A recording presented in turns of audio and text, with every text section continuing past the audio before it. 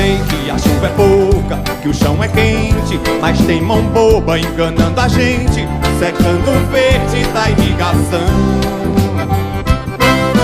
Não, eu não quero enchente de caridade, só quero chuva de honestidade, molhando as terras do meu sertão. Boa tarde, minhas amigas e meus amigos. Hoje, 28 de setembro de 2022, exatamente a 96 horas das nossas próximas eleições de primeiro turno, em 2 de outubro, no corrente ano. Eu deixei propositadamente para vir deixar essa mensagem hoje, para que vocês, por favor, por gentileza, escute e analise calmamente. Tentarei ser o mais sucinto possível, mas o importante é que vocês analisem o que falo, o que exponho, de forma objetiva, da nossa situação que estamos passando, muito preocupante e, ao mesmo tempo, que requer de nossa parte uma atenção especial, porque nós não devemos cruzar os braços, nem praticamente colocar indiferenças para assuntos de tamanha envergadura. Então, eu peço a vocês que, depois, se achar que eu mereço, não só me adicione, que eu preciso que me adicione, é tanta luta para montar todo esse sistema de gravação, comprar de equipamentos, se atualizar, pedir uma pessoa técnica para vir colaborar e fazer com o que eu faço com a Gabriela Vitória, que é uma jovem muito inteligente, muito preparada, que me ajuda. Sem ela eu não tenho condições de fazer esse trabalho todo. E eu queria que vocês, se achar que vale a pena, repassem, porque são coisas que eu vou dizer que são verdades, que eu só falo verdades, e que as verdades são duras. É como dizia um professor, um grande professor que eu tive na minha vida, chamado Adalto Feitosa Pontes, professor catedrático do Colégio Estadual de Pernambuco, em que ele dizia que há mentiras que são doces como mel, mas há verdades que amargam como fel. Então, essa é fundamental. Eu queria fazer um pequeno retrospecto de como tudo isso surgiu, de como eu entrei nessa luta. Em 2015, mais ou menos nessa fase, 2017, eu fui procurado por um grande amigo, um grande patriota pernambucano, chamado Dr. Cláudio Larrazabal, químico industrial, um rapaz de grande formação profissional e também cultural e de família muito séria, muito correta, muito cristão. E ele me dizia, me conclamava, me convocava também, através de um coronel amigo dele, que é uma pessoa que eu gosto muito também, que haveria um encontro aqui com Bolsonaro em Recife e que eu não poderia deixar de perder esse encontro. Foi num antigo restaurante que ficava ali no Derby, muito conhecido, e eu tive que cancelar uma viagem para os Estados Unidos, quando eu ia levar uma neta para Orlando, e depois de muita luta, em 24 horas conseguimos essa transferência, e eu fui para esse encontro. Mas antes desse encontro e de tudo isso,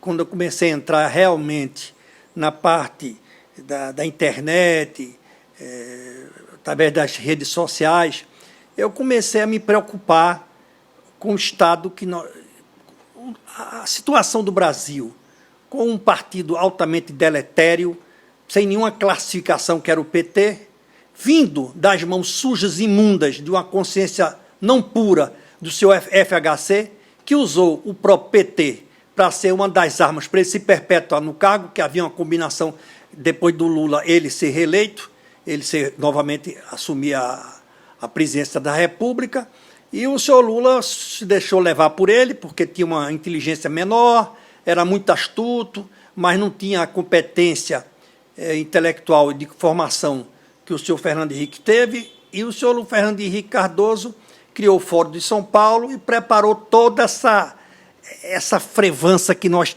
vivemos no momento, essa insegurança, com o surgimento de N partidos, com conotações ideológicas totalmente fora da nossa visão nacional, do nosso status social, do nosso próprio temperamento, e o poder libertário, que o brasileiro traz muito isso vivamente, palpavelmente, o brasileiro, ele realmente gosta de usufruir. É um país maravilhoso, é um dos países mais belos do mundo, onde aqui você é bem tratado, você aqui se sente bem. É muito diferente do lado de fora. Eu não estou fazendo comparações, mas é a realidade nua e crua. Então, continuando, eu tinha contatos naquela época com o Álvaro Dias e também com um candidato que eu sempre simpatizei com ele, tenho por ele a maior referência e grande estima, que é o Ronaldo Caiado, o atual governador de Goiás. Eu recebia desse senador, na época, os seus pronunciamentos, que eu analisava e fui cada vez me aproximando mais, vendo o seu caráter, sua dignidade, sua coragem, e era o meu candidato favorito a presidente da República, eu confesso publicamente, que era o Ronaldo Caiado. Tanto que, antes dele se candidatar e se eleger governador de Goiás, eu fui a Goiânia para sentir, uma questão de curiosidade, uma questão de empatia, qual era a popularidade dele, e fiquei encantado, porque realmente ele não precisava nem sair de casa para ser eleito governador. E hoje é um homem de muito credenciamento, muito respeito. Eu acredito que o Brasil vai precisar muito dele. E eu estou sempre pronto a ajudá-lo. E espero que ele realmente se entusiasme pela política e queira continuar, né? Porque ele, senador, agora governador, quem sabe na próxima presidente. Seria uma indicação que eu abraçaria com o maior entusiasmo. Então, foi aí que houve esse encontro. Não me lembro qual foi o dia, eu sei que era numa tarde. Eu tive o prazer de conhecer pessoalmente o grande presidente Bolsonaro e o seu filho, de quem eu travei uma boa amizade, e fiquei severamente muito bem impressionado com Eduardo Bolsonaro. Um rapaz de concurso da Polícia Federal, deputado federal, me parece um homem sério, direito, positivo nas suas afirmações, não conheço os outros irmãos, mas eu me dou satisfeito com o seu Eduardo, a quem eu me vinculei. E, inclusive, nesse encontro, eu disse ao presidente, na frente do seu filho, que ele deveria não só se preocupar com os homens públicos que ele iria escolher para o seu governo, mas principalmente formar uma equipe de profissionais ilibados, sérios, corretos, preparados, íntegros, para ajudá-lo nessa tarefa de moralizar, de purificar o clima que nós vivemos. Infelizmente, isso me parece que não foi possível, diante dos problemas que ele sofreu, que não era esperado, essa Covid, e, evidentemente, as implicações políticas, principalmente, incompreensivelmente, que eu nunca aceitei, as interveniências do STF, que eu tenho meus conceitos, minhas opiniões, que daqui a pouco eu vou expor. Então, fizemos essa reunião, eu retornei a meus pontos de vista, vendo que não tinha outra opção melhor, e partimos com o Bolsonaro. Aqui foi feito 2 grupos distintos, um comandado pelo coronel Cury, que é da Aeronáutica, e outro pelo coronel Meira, da Polícia Militar de Pernambuco. 2 grandes lutadores, leões, que se dedicaram de corpo e alma, formando grandes equipes no movimento estadual e principalmente na Grande Recife. E, evidentemente, foi um trabalho muito sério, de muitas dificuldades, porque a campanha não tinha dinheiro, o próprio Bolsonaro não tinha, o presidente do partido que ele se incorporou, que era o PSL, não tinha dinheiro, ou se dizia que não tinha, não ajudou em nada, não tinha uma sede. Antes quando terminou o primeiro turno, fecharam a sede, ficamos sem uma unidade física para o segundo turno. Foi uma campanha de desigualdade, de muitas dificuldades. Tínhamos que nos cotizar para alugar trio elétricos e outras despesas mais, como fazer figurinha, bandeiras, etc.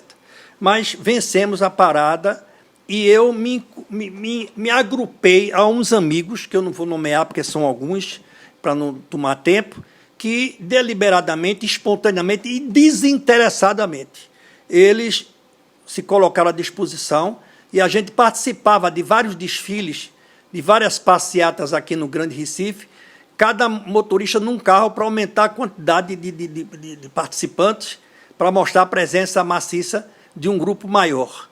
E fizemos isso tudo gratuitamente, sem nenhum interesse, principalmente de cargos. Jamais. Então, fomos participando, lutamos muito. Acontece que houve um fato que eu não esperava. eu tinha uma neta estudando no Canadá, e lá no Canadá, antes das eleições, evidentemente, encontrei uma senhora chamada, vou dar o nome dela, que é a dona Maria Maruc, Maria de Vasconcelos Maruc, originária aqui de Glória de Goitá, em Pernambuco, e ela trabalhou muitos anos no consulado de Nova York e no consulado de Toronto. E ela se entusiasmou e ficamos reunindo vários brasileiros que lá se encontravam, ou tinham acabado de chegar, com o desespero e o desânimo do quadro que o Brasil vivia, que o Brasil se afigurava naquele momento. E foram várias pessoas. E começamos numa reunião com 5 pessoas e terminamos com mais de 250 pessoas lá nessa região de Toronto, aquela região em torno dos 100 quilômetros de Toronto.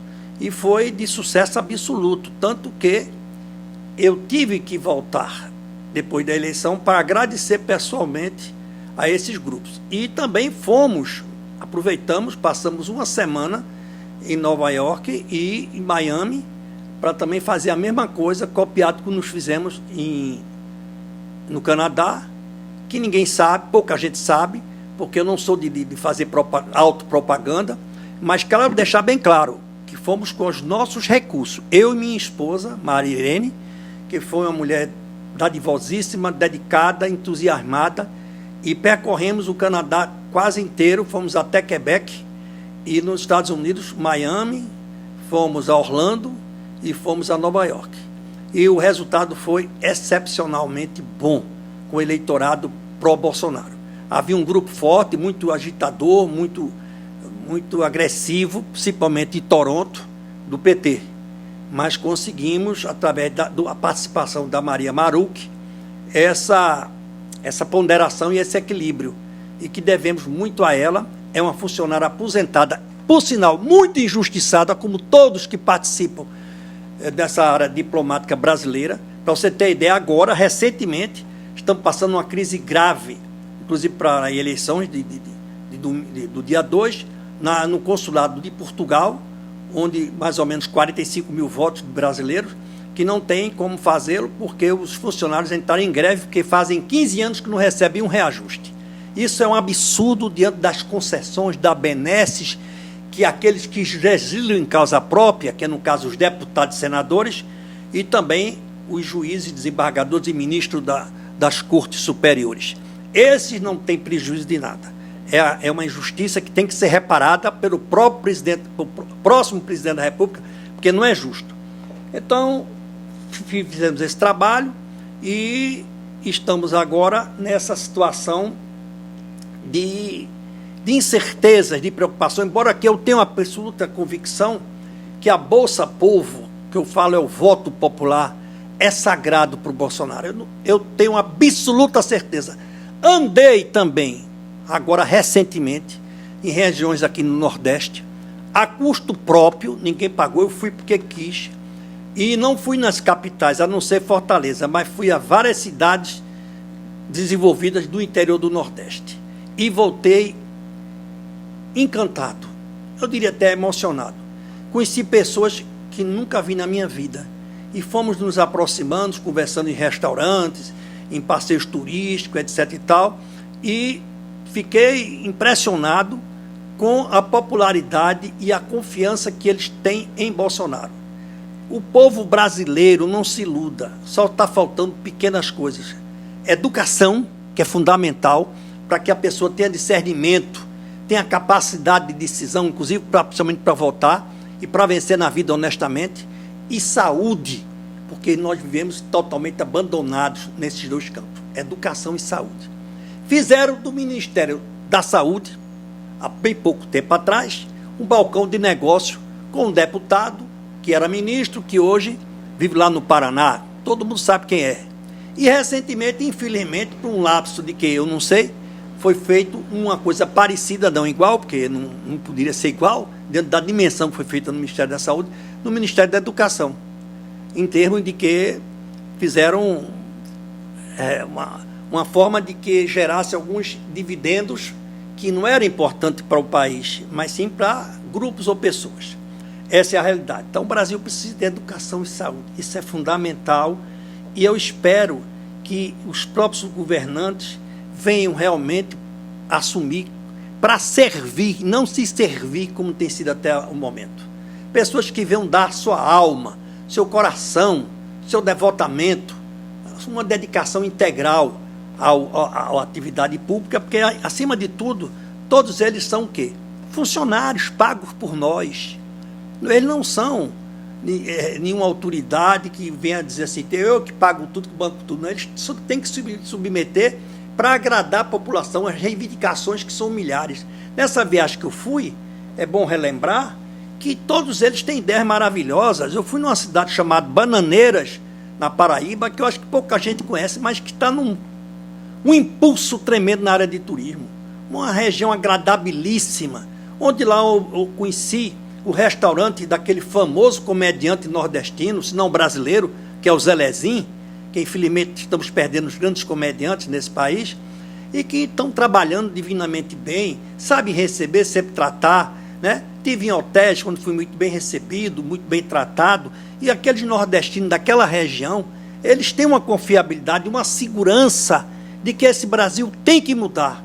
Eles não querem a violência, não querem tomar nada de ninguém, eles querem vencer pela luta, mas sendo valorizados e prestigiados, que é o que eles não sentem. Para que um ministro do turismo se dá ao luxo de sair em avião de primeira classe, em hotéis caríssimos, quando o nosso próprio presidente Bolsonaro fica em hotel simples, até mesmo na casa do embaixador ou qualquer outra coisa, e se esquece dessas regiões. Essas regiões estão precisando disso, que alguém vá lá garimpar, veja o potencial que isso tem em tudo, e nós seríamos um grande país. O nordestino é um povo bom, tem uma boa formação, uma boa índole.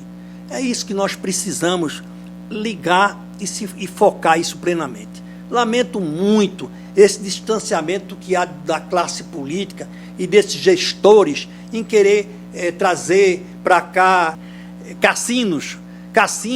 Para que cassinos? Para criar problemas aqui de endividamento do povo, de lavagem de dinheiro? Não! O Brasil precisa de educação e saúde. Só isso, mais nada. O resto vem depois. São consequências que virão naturalmente. Então, eu quero aproveitar para agradecer essas pessoas que eu encontrei em Campina Grande também, outra cidade maravilhosa, cidade metrópole. Aquilo não é nem uma cidade municipal, aquilo já é quase uma capital. Muito bem impressionado, muito bem administrada e encantado com as coisas que eu vi lá da família Coelho Lima, que realizou no passado, né? Tem até um deles que é candidato a governador, o Pedro, que me parece um rapaz inteligente. Então, em resumo, é um potencial vivo que nós temos, está aqui no Nordeste, pessoas sérias, dignas, e que estão esquecidas. Por que motivo? Eu não sei. Até hoje eu não posso entender. Eu queria que fosse, que houvesse, daquele que vai assumir o comando nacional, que chame as pessoas competentes, as pessoas boas, as pessoas que não vivem em função de emprego público, não vivem querer vantagens, né? De que fazer enriquecimento ilícito, que agora é a moda desses que ocupam cargos públicos, né? Pouco tempo você viu o escândalo aí da Caixa Econômica, tem outros escândalos da Petrobras, né? E de outra, da JBS, que eu inclusive vou falar sobre a JBS, porque a Petrobras já esgotou o assunto. Todo mundo já sabe o caso. A JBS é um caso novo, eu tenho inclusive aqui em mãos um relatório que eu recebi, verídico e verdadeiro. Então, é isso que eu queria que vocês tivessem essa compenetração, botar isso na cabeça, que a gente tem que dar as mãos, o norte, sul, leste e oeste, e se lembrar principalmente do norte, que tem sido vítima de péssimos políticos, somente no Pará e no Amazonas. Todo mundo sabe quem são. O que está acontecendo com o Amazonas é um absurdo. Eu conheço detalhe do meu, eu conheço a Amazônia. Eu tenho vários amigos lá e me dizem que aquilo que sai é verdade absoluta. E o que sabe o que é que tem a Amazônia? Riqueza profunda no subsolo. Riquezas minerais incalculáveis. E que estão sendo destruídas por bandidos, por assaltantes que têm derrubado a mata, que têm levado, que têm aberto canais imensos, levando mercúrio para o rio, que os peixes estão morrendo, que o os habitantes em redor dos rios não têm condições nem de tomar banho para que possam morrer envenenados por causa do mercúrio, e está totalmente abandonado. Além da quê? Além da fronteira que existe com os países sul-americanos, como o Peru e outros, que são altamente preparatórios de muambas, de drogas, de mercenários, de pessoas perigosíssimas que invadem sem nenhuma fiscalização, entra e sai do Brasil sem ter nenhum controle. Isso não justifica no Brasil, no século XXI. O Brasil gastou uma fortuna com mordomias, com facilidades para outros, e não se preocupam com esses detalhes importantes, decisivos para o prosseguimento da normalidade e do crescimento do nosso país. Eu queria dizer a vocês quem é Lula. Olha, eu conheço o Lula desde a década de 70. Lula é uma figura, a gente tem que reconhecer pelos limites que ele teve de educação e de cultura, que ele não tem nenhuma. Não sei como é que se arvoram em país outro, dar título honorífico a um homem desse. Isso é uma cretinada, isso é uma picaretagem, mas deram, tá dado. Mas o Lula é uma pessoa altamente nociva, repugnante, sob a expressão mais ampla da palavra. Além de ser um fascínio, ele não é só ladrão, não, ele é fascínio, ele manda matar. Não foi, olha, se vocês assistirem na Globoplay toda a filmagem do assassinato de Celso Daniel, vocês ficam revoltados. O que a família dele sofreu. Pois mataram o Toninho do PT. O Eduardo Campos também aqui foi vítima dele. O avião ficou parado não sei quantas horas numa noite no hangar e fizeram trapulinagem, porque são capazes disso. Estou avisando a vocês. E lhe digo mais. Fico muito triste em ver a viúva dele e os filhos dele aqui, por questões políticas, de vaidade política, ainda receber esse cretino, este canalha, para o enterro dele e prestigiar ele. Esse homem, se aqui fosse um país decente, íntegro, correto, esse homem não estaria mais nem vivo, quanto mais preso. É um verme. Eu fico triste como é que eu vejo pessoas de nível superior, pessoas instruídas, e se apegar ao nome deste homem. Até a voz dele dá nojo, dá repugnância, que faz aquelas cenas de mise-en-scène de circense, para se mostrar que é um picareta, na pior da palavra. Eu tenho repugnância desse homem.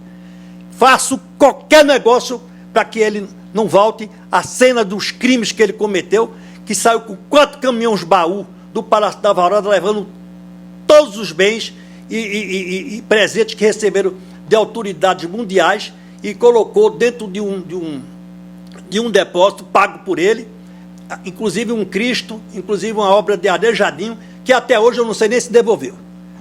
E ninguém fez nada. Fica por isso mesmo.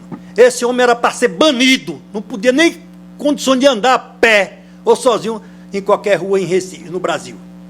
Então, essa é a minha explosão, que eu digo, me entristece ver esse apoio que aqui o Pernambuco, Recife, que sempre foi considerado moscozinho do Brasil, tratar esse homem como fosse o quê? O que é que ele fez para o Pernambuco? Todo mundo sabe o desvio que ele fez de uma destilaria aí, que o dinheiro, a fortuna que dava para fazer 5 ou 6 ou 10, e que o dinheiro entrou, que não fez nada, não figurou nada, sempre de conversa mole e de bromação. Então, é isso que eu tinha a dizer sobre o Lula. Acho que o Lula se desgastou muito de toda a sua iniciativa política que ele tinha desde jovem, com a aproximação com o Fernando Henrique Cardoso, que é uma pessoa extremamente diabólica, perigosíssima, que se intitula intelectual, mas de intelectual não tem nada, é um vernizinho muito rápido sobre a cultura. Vivia aqui falando mal de Gilberto Freire, quando ele tem que lavar a boca bem para poder falar de Gilberto Freire. Quem é ele para falar de Gilberto Freire? Pois é um canalha que eu realmente repudio essas duas figuras que, infelizmente, desonram, na minha concepção pessoal, a presidência da República de um país como o Brasil. Há um caso também que eu não falei, mas agora repensei, que nesse fato do Lula ser o fascínora, dizem que, inclusive, as opiniões daquelas pessoas mais antigas, que o ex-marido, que era marido na época da Dona Letícia, que era um português que dirigia táxi, que apareceu morto, né? Então, muita gente subentende, diante desses outros crimes do presente, ou de um passado recente, que ele é responsável pelo desaparecimento desse senhor. Eu não posso confirmar, mas isso é o que eu ouço quando eu estive em São Paulo, e muitas pessoas sempre lembram esse fato, principalmente as pessoas mais velhas, que se quer acabar a história, matem uns velhos. Isso é uma coisa que sempre dizem, é uma verdade. O Bolsonaro, eu tenho muito respeito por ele, porque eu acho, primeiro, a coragem que ele tem. Segundo, a gente não pode nivelar ele em hipótese nenhuma com Lula, nem com o PT. É uma coisa que qualquer pessoa com mínimo de raciocínio vai, evidentemente, reconhecer que isso é impossível. O Bolsonaro tem seus erros, tem, eu discordo de muita coisa que ele fez e faz, não concordo, mas a gente... Perfeito, para mim, só existe uma pessoa na vida que foi Deus, está lá em cima. Esse sim, esse é perfeito. Agora, não venha me dizer que, pelo amor de Deus, que há uma comparação. O que há da comparação política é que é uma campanha que eles estão fazendo, que é uma campanha polarizada, né? Uma campanha que se assemelham na polarização das questões de acusações entre ambos, quando na verdade deveria ser posto aqui em causa o quê? O que fizeram os dois como presidentes, ou o que deixaram de fazer, e o que querem fazer. Seria um diálogo, um debate para a população construtivo, e não de ofensas pessoais e de acusações, muitas delas inexistentes e inverdadeiras, não verdadeiras. Eu fico preocupado, e não me estender muito, mas eu não tenho como evitar. Se fala muito na Petrobras. A Petrobras foi uma vítima do PT, bem como todas as economias mistas do país, a começar pelo Correio. Todas elas hoje estão dando superávit, dando bons resultados, e que provam que foi não só incapacidade, que isso também predomina pelas nomeações fáceis e completamente desorientadas com outros interesses do PT, e hoje essas entidades, como a própria Petrobras, hoje já demonstram um equilíbrio, embora a perda foi descomunal, ainda hoje sofremos tudo isso. É uma canalhada, é uma vergonha, que a gente tem até vergonha de tristeza de anunciar e de falar. Mas essa é a triste realidade do nosso país. E não é possível, numa situação dessa, fatos comprovados, tem brasileiros que ainda vacilam, ainda duvidam. Não é possível. Uma coisa também que me preocupa muito, que nunca foi tomada uma decisão, foi com relação ao crime que tentaram matar o Jair Bolsonaro na campanha pré-eleitoral de 2018. Esse Adélio Bispo, de doido ele não tem nada. Porque para mim o doido é aquele que come fezes e rasga dinheiro.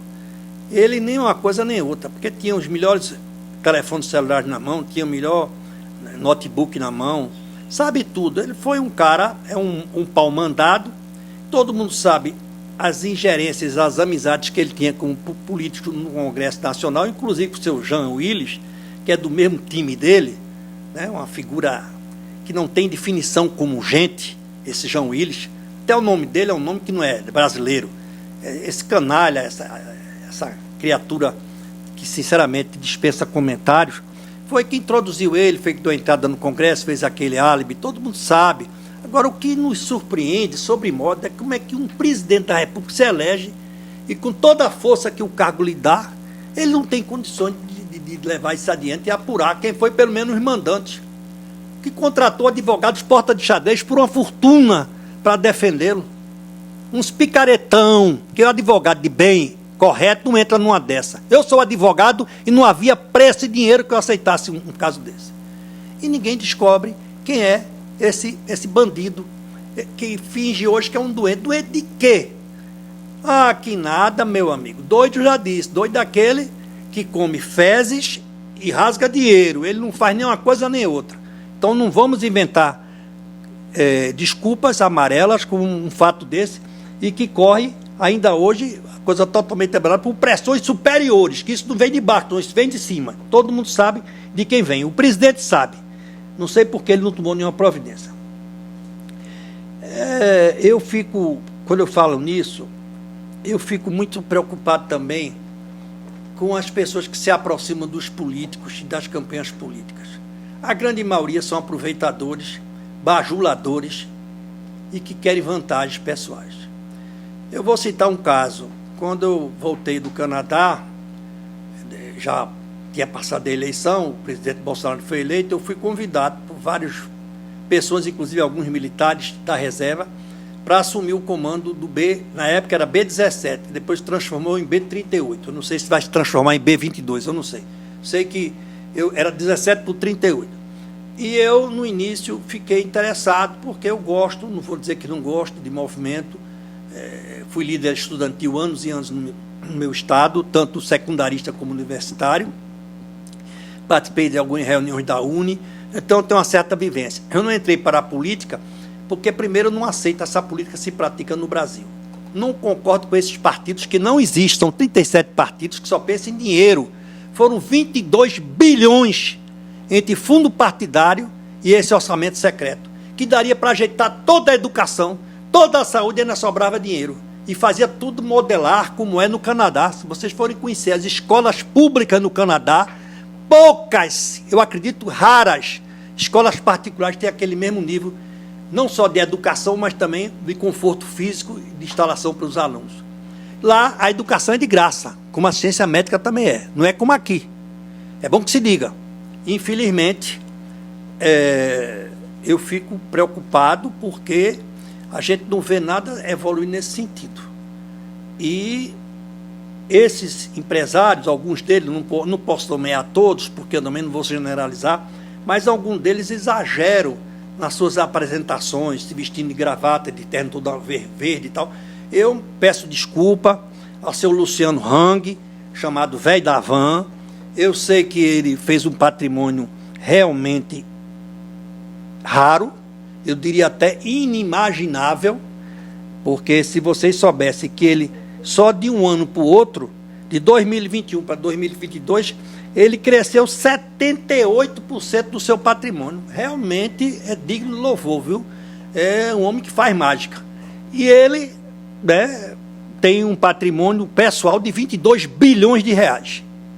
Então, uma pessoa que, eu não sei, não posso analisá-lo, mas eu não gosto daquela forma como ele se apresenta. Eu acho ridículo. Inclusive, ele foi extremamente grosseiro. As pessoas que estavam lá presentes numa apresentação que Bolsonaro fez numa campanha política recentemente, não sei se foi no Rio, que ele ficou à frente do presidente de Portugal, quando ele não é nenhuma autoridade, ele é homem de dinheiro. Mas só o que ele tem mesmo é dinheiro, na minha concepção. Porque essas pessoas só pensam em dinheiro. Para mim, o dinheiro, para eles, é tudo. O resto não vale nada. É uma concepção que eu faço. Gostaria que fosse diferente. Eu não sei até hoje alguma caridade que ele fez, um ato benemerente, uma doação, nunca vi, nunca soube. Eu sei que é o seguinte, que ele está ao lado do presidente, todo bonitinho, todo de verde e amarelo, né? De graça é que não é, meu amigo. Eu sou sincero dizer a você, pela idade que eu tenho, a experiência que eu tenho, ninguém, principalmente certos empresários, não digo o Antônio Hermídio de Moraes, não digo o Zé Hermídio de Moraes, não digo os Matarazzo, que eu conheci, trabalhei para eles, pessoas íntegras, mas os demais de hoje, principalmente esses capitalistazinhos, esses empresários de hoje, que surgem do nada e de repente aparecem como as grandes figuras, eu tenho minhas dúvidas. Como também tenho minhas dúvidas com esse que vive professando religião, esses evangélicos. Faço crítica substancial, porque eu acho que não são autênticos. É uma grande hipocrisia. Não deveriam misturar política com religião.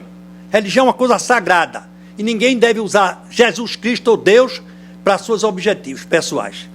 Então, se for falar nisso, eu vou lembrar que o Malafaia, que é um pastor protestante, que vive gritando aí pela televisão, está devendo 25 milhões de reais no fisco. E o Lula acompanha ele com 30 milhões. E não pagaram, estão os dois lá, estão juntinhos. Então, como é que é isso? Como é que justifica isso? Eu não acredito nisso. Eu gosto da coisa limpa, clara, objetiva. Eu mesmo me ofereci a ajudar Bolsonaro, eu nunca pedi um cargo a ele, nem a ninguém, é bom que se diga isso. Eu desafio um político que diga que eu pedi algum cargo político. Trabalho de graça, agora trabalho com honestidade e com integridade. Por isso que eu fui esquecido. Nunca fui lembrado, nunca fui receber um agradecimento pelo que fiz. Nunca. E agora vejo uma justiça que se pratica agora. O Coronel Meira, ele não me disse que é um homem muito ético, mas ele deveria estar figurando nas propagandas principais de Bolsonaro. Quem bota era um molequinho que é irmão do candidato a governador pelo partido do Bolsonaro, que foi prefeito de Jaboatão, que tem uma área imensa num condomínio aqui em Recife de fortunas.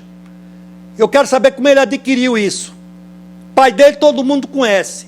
Tem irmãos, a família toda, é vereador, deputado estadual, deputado federal e agora quer ser governador. Para quê? Não tem nada, vazio, não tem plano nenhum de governo. Nele não vou votar. Não sou boi que vai circulando, empurrado pelos boiadeiros para matança. Não vou. Eu vou escolher os melhores nomes dentro da minha ótica de pessoas que têm integridade, capacidade e independência. Não vinculação ideológica e política com partideco safado como tem por aí. Eu desabafo, que tem hora que eu perco a paciência. Eu lamento muito de essa polarização eleitoral, porque não permitiu aos eleitores, a todos nós, até a mim mesmo, uma possibilidade de uma maior avaliação dos outros candidatos. Precisamos formar uma nova elite no bom sentido, eleitoral, de políticos, que possa assumir o comando desse país. Eu lamento muito, eu tenho simpatias com a Simone Tebet, embora que discorde da ligação que ela tem com o PT, através do seu Lula, segundo me informaram. Essa Zoraia, que me parece uma mulher muito afirmativa, de muita coragem, muita integridade ao se expressar, e também desse senhor, Felipe Dávila, que me parece um rapaz muito preparado e de muito conteúdo. Mas, infelizmente, essa polarização prejudicial ao Brasil vai trazer muitos prejuízos, e a gente não pode ficar preso a isso. Como eu também sou contra a reeleição. Eu cheguei à conclusão que a reeleição, depois que o senhor Fernando Henrique lutou, que loteou o Brasil com rádio, televisão, dinheiro e etc e tal, para poder ter a reeleição que ele queria, porque a vaidade dele chega ao cúmulo, ele estragou e realmente é o que tem levado o Brasil à desgraça, são essas reeleições. Eu acho que devia ser um mandato maior, entre 5 e 6 anos, sem direito à reeleição, né? E ficaria a gente numa sucessão de renovação, que é muito importante a renovação em qualquer atividade, seja política, seja esportiva, seja administrativa. A renovação consegue realmente estimular. Quanto a essas pesquisas que agora têm figurado pelos jornais, alguns jornais e algumas redes de televisão, que eu não vou mencionar quais, elas são infundadas, que em 2018 era a mesma coisa e Bolsonaro ganhou. E a votação foi maior, que foi desviada a voto dele, foi. Ninguém se esquece jamais daquela eleição de Dilma com Aécio, aquela demora no Acre, que estava esperando não sei o quê. Todo mundo sabe que aquilo é safadeza e arbitrariedade que fizeram e foi. Mas mesmo assim, Bolsonaro teve uma eleição de mais de 70 milhões de votos, que ele chegaria a mais. Eu ainda tenho a impressão que ele chegaria a 100 milhões de votos agora. Desde que, olha a observação, não haja malandragem, que isso aí me preocupa. Eu sei de fonte fidedigna que Lula investiu 25 milhões de reais nas compras desse instituto fictício de pesquisa, inclusive um tal de IPEC, que substituiu o antigo IBOP, seu memorial, né? Que ele tem lá e que vive dando essas mentiras de nós, porque é um homem que não sai de casa, que tem medo de tudo. Eu vejo as passeatas do Bolsonaro, vejo as manifestações que eu viajei agora para o Nordeste, falo com todo mundo, de motorista de ônibus, motorista de táxi, motorista de Uber, garçom, maître, gente simples, e todos eles dizem que vão votar em Bolsonaro porque não aceita mais a enganação do PT. Então, eu não entendo essa pesquisa com um percentual acentuado de diferença. Eu ainda acredito que Deus vai nos proteger e ganhar essa eleição, e vai ser mais de 100 milhões de votos. E eu espero que isso aconteça, porque é a única saída que nós temos em relação a não se tornar aqui uma Cuba, uma Argentina que está acabada, uma Venezuela e essa Noruega, e que está a caminhos, passa o lago, o Chile, a Colômbia e outros. Todo mundo sabe que isso é a realidade e ninguém pode fugir dessa verdade. Depois que o fato sucede, ninguém tem condições de resolver mais nada. É cruzar, rezar e chorar as lágrimas e acabou-se, porque não vai haver retorno, né? Bom, eu queria, para terminar, para não me estender muito, pedir desculpa, mas é tanto assunto, tanta coisa, eu faço tanto tempo que não venho falar com vocês, que a minha preocupação do futuro do Brasil é quem ganha a eleição, principalmente se for o Bolsonaro, tenha a presença maligna e perniciosa do STF. Tem que se pensar uma renovação, seja do que for, pelo menos do Senado. O Senado vai ser renovado 1/3. Ali está uma escória de pessoas encostadas, tem exceções, tem, não podemos generalizar, mas nós sabemos que o Congresso Nacional é um antro. Basta eu ver como se portou o vice-presidente da Câmara quando o Bolsonaro quis bloquear aqueles 5 bilhões e 700 que ele queria por fundo partidário. Eu fiquei escandalizado como aquele homem esperneou de uma forma grotesca. E vejo também que o presidente do Senado tem 24 processos pendentes dentro do STF, que ele faz toda a barganha e faz, logicamente, aí o combinado entre os ministros e o próprio presidente e outros políticos que devem ter pendência lá dentro. Então, é massa de manobra, né, para submeter uma submissão desse porte. Então, tem que se pensar urgentemente como se poderá mudar isso. Eu sou contra as indicações atuais desses nomes, são eles muito falhos, não são pessoas com sabedoria jurídica, que não têm uma ficha, nem todos, mas pelo menos a maioria, não tem uma ficha libada. Uns vieram do PCC, outros vieram do MST, outros vieram pela amizade do próprio Lula, outros que foram presos na época militar, foi enxotado do Brasil, pessoas que têm uma vida duvidosa, né? Não vamos citar nomes, porque é para evitar malinterpretação e até injustiça, né? Porque a gente fala de um e esquece de outro. Mas, geralmente é isso mesmo. O STF tem que se pensar seriamente em se transformar em alguma coisa, ou mudar os critérios de indicação, de nomeação. Repito, sou favorável a profissionais ilibados, de saber do jurídico, de grande integridade, de grande seriedade, e não se encontrar como se encontra. Eu acho que isso está prejudicando e intervindo no poder executivo, que não tem cabimento. Tem que se respeitar os 3 poderes, cada um nos seus limites, e na Constituição, que tem sido extremamente vilipendiada pelo STF e por outros que realmente não tem como justificar. E, para concluir, eu vou dizer a vocês como eu vou me comportar nessas eleições.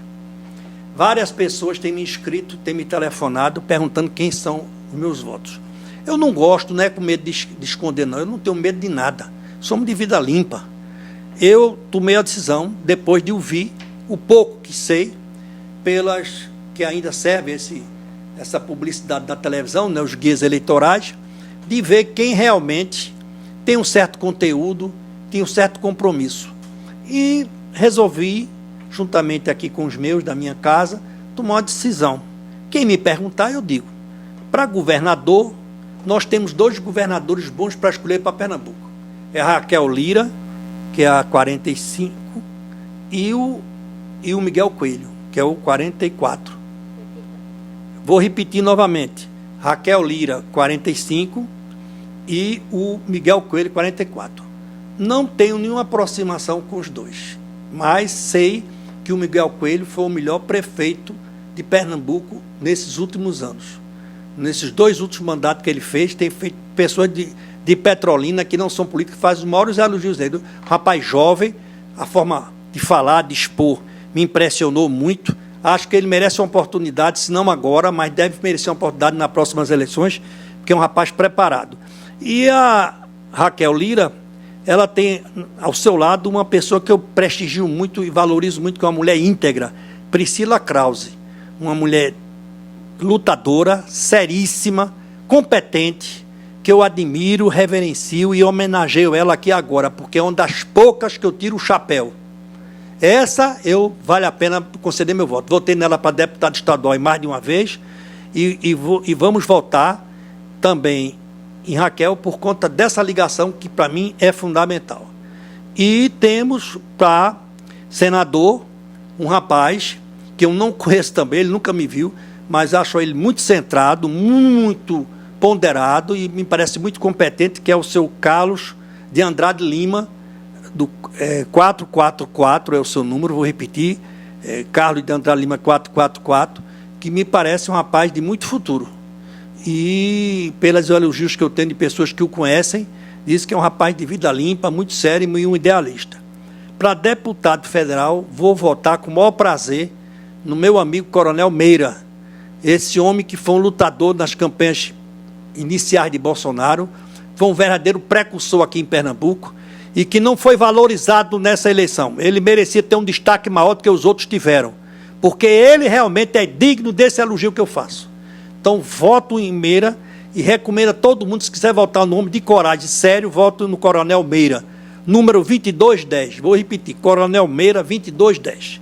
E, por último, vou votar na deputada estadual, numa jovem moça, que também não me conhece, mas que eu sei do trabalho dela muito correto, quando ela proibiu e denunciou as safadezas da merenda escolar e da casa de farinha lá do governo do estado, onde tinha o predomínio da esposa do ex-governador Eduardo Campos e da família dela, e que ela foi punida e muito perseguida, que chama-se Patrícia de Oliveira Domingos, número 45123. Vou votar nela, repetindo, Patrícia Domingos 45123, porque merece o meu voto e dos pernambucanos, porque é uma pessoa séria, independente e de competência. Pernambuco e o Brasil precisam de gente assim, gente nova, íntegra, séria, patriota, correta e de uma vida pautada por dignidade. Portanto, eu quero agradecer o apoio e a atenção que vocês me deram. Se acharam que vale a pena repassar, repassem, por favor. Não deixe de curtir, de compartilhar e de se inscrever no meu canal, porque eu preciso desse reforço e esse apoio de vocês. E, para terminar, vou dizer uma frase de um grande pernambucano que eu me orgulho de tê-lo aqui no nosso estado.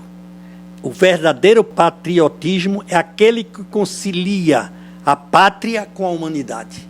Essa frase é de um grande abolicionista pernambucano e um grande intelectual, Joaquim Nabuco.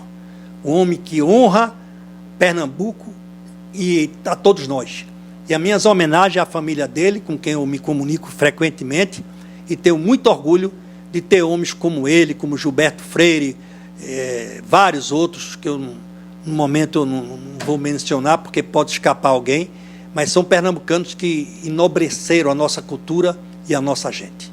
Uma boa tarde e uma feliz eleição, e que a gente tenha um resultado positivo dentro de 96 horas. Eu sei que a chuva é pouca, que o chão é quente, mas tem mão boba enganando a gente, secando o verde da irrigação. Não, eu não quero enchente de caridade, só quero chuva de honestidade, molhando as terras do meu sertão.